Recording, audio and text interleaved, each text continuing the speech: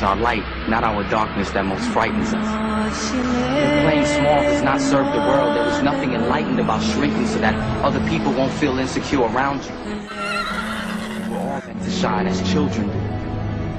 It's not just in some of us, it's in everyone. And as we let our own light shine, we unconsciously give other people permission to do the same, as we are liberated from our own fear.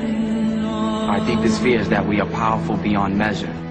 All you chumps are gonna bow when I whoop him. All of you. I know you got him. I know you got him picked. But the man's in trouble. I'm gonna show you how great I am.